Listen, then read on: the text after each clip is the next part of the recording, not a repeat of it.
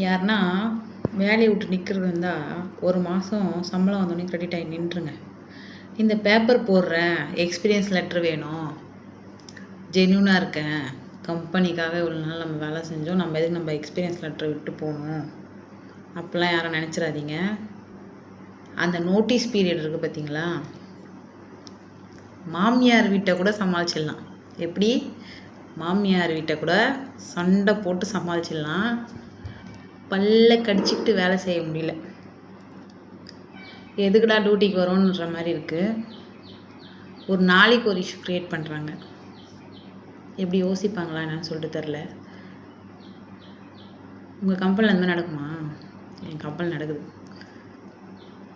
நம்ம பாட்டுன்னு வருவோம், நம்ம வேலையை பார்ப்போம், நம்ம வேலை மாத்திரை கொடுக்குற வேலை, அவ்வளோதான்.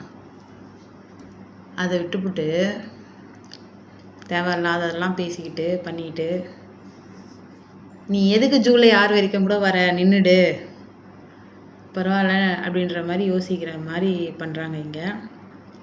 தயவுசெய்து யாருன்னா வந்து பேப்பர் போடுறேன், ப்ராப்பராக நிற்க போகிறேன்னா அந்த மாதிரிலாம் யாருமே யோசிக்காதீங்க. நம்மளை வாழ விடவே மாட்டாங்க கம்பெனியில். இந்த மாதம் அடுத்த மாதம் நிற்க போறியா, அடுத்த மாதம் சம்பளம் வந்துச்சா, அப்படியே சம்பளத்தை வாங்கி ஓடி போய்டு. அந்த எக்ஸ்பீரியன்ஸ் என்னன்னு நம்மளுக்கு தெரியும். அந்த எக்ஸ்பீரியன்ஸ் லெட்டரை நம்ம கான்ட்ராக்டில் கேட்டு வாங்கிக்கலாம். இவனுங்கிட்ட என்னத்துக்கு இருந்து மாரடிக்கிறதுன்னு எனக்கு தெரியலங்க. ரொம்ப மனசே கஷ்டமாக இருக்குது. இது எப்படி வந்து எனக்கு ஃபேஸ் பண்ணுறதுன்னு தெரில. நம்ம வந்த வேலை ஒன்று, செய்கிற வேலை ஒன்று அப்படின்ற மாதிரி இருக்குது.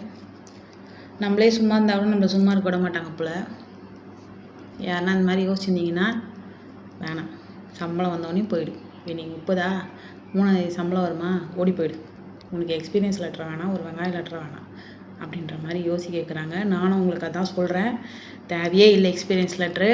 நம்ம எக்ஸ்பீரியன்ஸ் என்னன்னு நம்ம கான்ட்ராக்டில் நம்ம கேட்டு வாங்கிக்கலாம். இந்த கம்பெனிக்கு யாருன்னா வந்து செய்யட்டும். ஓகேவா? என் நிலமையில யாரெல்லாம் இருக்கீங்க தயவுசெய்து கமெண்ட்டில் சொல்லுங்கள். மண்டை வலிக்குது ரொம்ப.